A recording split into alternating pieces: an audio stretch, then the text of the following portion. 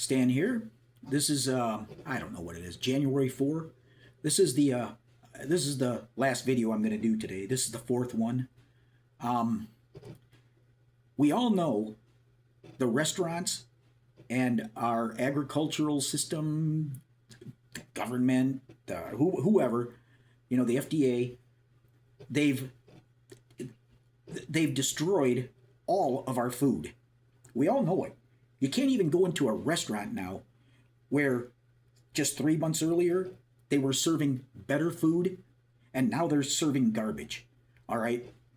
And I want to talk about just three passages out of the Torah about how God told Moses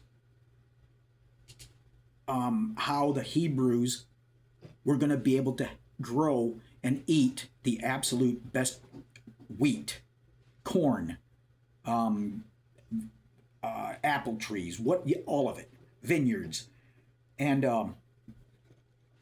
now what they're doing to us with when they're going to store an apple in a water solution for over a year, and then you bite into it and the skin is leathery and you're wondering, what have they done to this thing? And you can't even find a fresh grapefruit now. The grapefruits are horrible. And it's been 2015 is when I noticed I couldn't find grapefruits anymore. Peaches, they picked them so early. So, all right. Now, the real issue that I have that I just started figuring out, come here. Don't go barking, you. Come on, settle down. Like my grandma and her boyfriend. My grandma's husband died, and so she had a friend, and in the 70s and 80s, and they both lived out in the country, and they grew their own garden, and we're talking amazing. They had all kinds of stuff, but they planted a row of corn or two. Sweet. Well, they didn't do that because more seed farm. But they would plant peas, green beans, potatoes. They planted, but it would be a row next to each different crop. A row of carrots next, and then they would spray the dog snot out of it with stuff like Roundup. Okay, they both died. Cancer ate both of them alive. All right, they were doing what they were supposed to do to have the best food possible. And Grandma would can everything, freeze and can everything. She had a hamburger and beef that was 10 years old in jars, and it was edible. And so I think the Torah does address on what we should not do when it comes to spraying everything with poisons called pesticides. I think it's probably you let the land lay rest the 7th year, and that will rebuild the soil because everything goes back into the ground and it refortifies the soil. And with proper heirloom seeds and letting the land rest every 7th year, you probably don't need pesticides. But all right, let's see. All right, I'm just gonna read the 3 passages and then recap on what all 3 have in common. All right, Leviticus 19:19, and these are from the 613 laws of Moses. And so when Christians say we don't need this, I'm like, okay, you keep doing it the way you're doing it and wonder why. All right, Leviticus 19:19, ye shall keep my statutes, thou shalt not let thy cattle gender with diverse kind, thou shalt not sow thy field with mingled seed, neither shall a garment mingled of linen and woolen come upon thee. All right, Deuteronomy 22:9. Thou shalt not sow thy vineyard with diverse seeds, lest the fruit of thy seed which thou hast sown and the fruit of thy vineyard be defiled. All right, when people sow their fields, their backyard garden with mingled seed, different seeds in a row of carrots, a row of potatoes, a row of tomatoes, strawberries. I I tend to think that all of that food has been defiled. Yes, it grows and it's edible and it's healthy up until you dump Roundup all over it. Okay? And the third passage is Leviticus 23:22. And when ye reap the harvest of your land, thou shalt not make clean riddance of the corners of thy field when thou reapest. Neither shalt thou gather any gleaning of thy harvest, thou shalt leave them unto the poor and to the stranger. I am the Lord your God. All right. The things that I'm pointing out here is thou shalt not sow thy field with mingled seed. You know what? I'm going to look that up. Leviticus 19:19. Let me just, I didn't do that, and I should have. 19. Okay, I got to the passage, and now I've got to open up the Strongs so that I can, okay, all right, I think it's diverse. In the original sense, two heteromonades, diverse seeds. Yeah, you're not supposed to put different seeds in the same ground. Okay, now, thou shalt not sow thy field with mingled seed.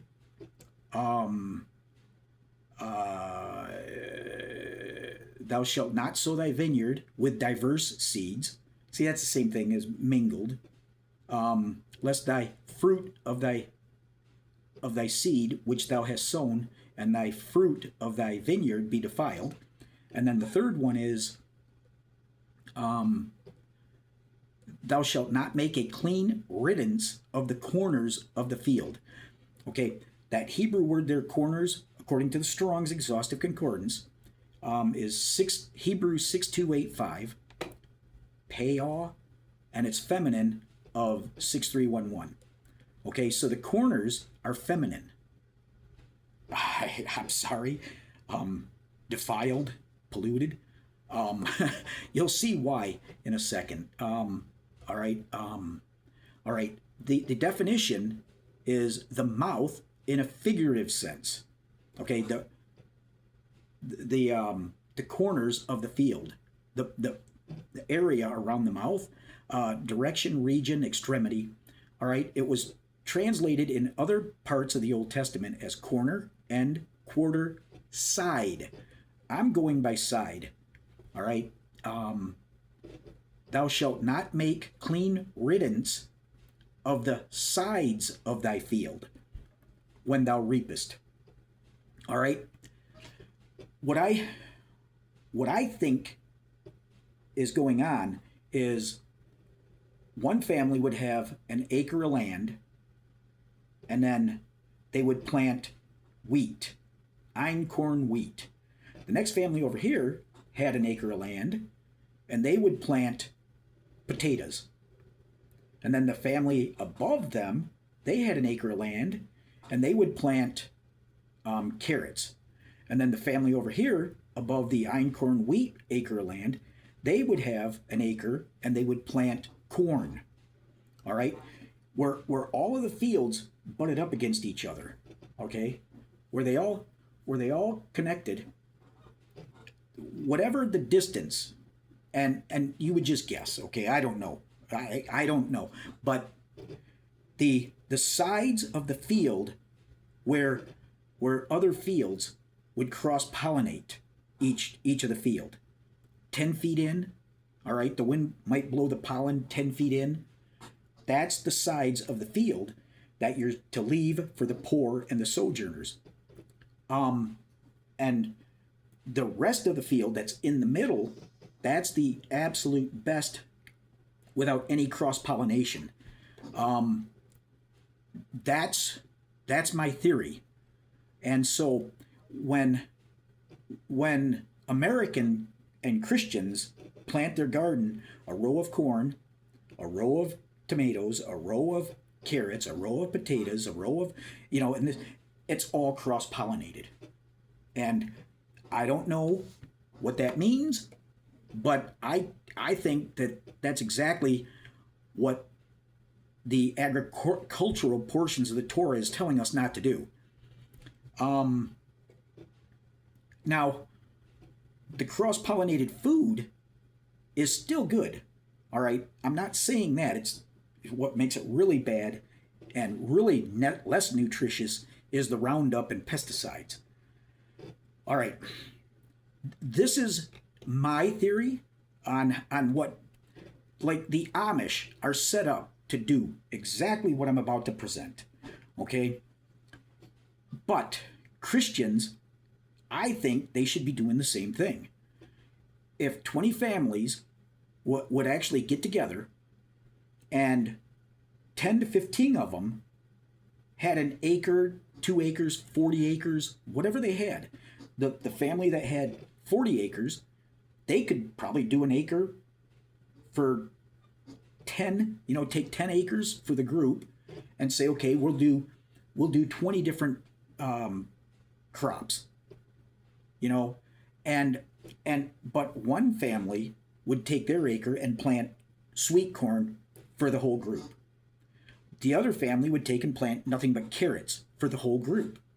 Another family would plant nothing but peas, all right, and so on and so on. And then in the fall, they would all get together and can it all in kind of like a harvest party, and they would freeze some of the other stuff. And then they would obviously eat the best, freshest crops available until the winter. And now another family would raise the chickens for the poultry and eggs. Another family would have 5 milking cows. And then they would take the milk. They'd have to have replacements when the cows dried up and all that stuff. They would have to do a small mini farm, a mini dairy farm. And now they would have their milk, butter, beef, cream, all that stuff. And the families would all chip in, raise the, get that grass fed, get the right type of grass, and let the beef cows eat grass instead of corn. Corn is hard on cows; they can't digest it. The food supply, and so anyhow, if 20 families were working together, they are no longer cross-pollinating their gardens, and at that point, the trickiest part would be feed for the chickens and stuff and the animals, and so the whole group would have to chip in, so that everybody has eggs year round, and poultry and beef and milk to make butter, all that cheese, and so that. And like I said, the Amish are set up to do just that, and I don't know why they don't. I'm like, my goodness. All right, this is where I'm going to be a little pinheaded. All right, the reason Christians will not do this is because it's the law. It's the terrible, burdensome 613 laws of Moses. Doesn't matter. We're under grace, and if God lets our grandparents, parents, spouses, our children, and even ourselves die of cancer, we're under grace, and we can't do what Stan just said because we would be legalistic. We would be trying to earn our way to heaven, and that's the stupidest thing I've ever heard. All right? You're not replacing the sacrifice of Jesus because you follow the blueprint given in the Torah for the best food possible. All right, this is not legalism, and it's time somebody actually get that across. I don't know if it's me or not, but here's another thought. When believers are going to start freaking out, Bible believers, Christians, because I read 3 commands out of the 613 laws of Moses, Leviticus 19:19, Deuteronomy 22:9, and 23:22. And they're going to freak out and start quoting everything about grace versus law, and they're going to accuse me of not understanding what grace is. Watch my video about grace. I understand what grace is based on the Strong's and King James Version. So when they start freaking out that way, and it's bam, it's instant. They've been so thoroughly conditioned, and I'm sorry, but it's Manchurian Candidate stuff. Stand out for now.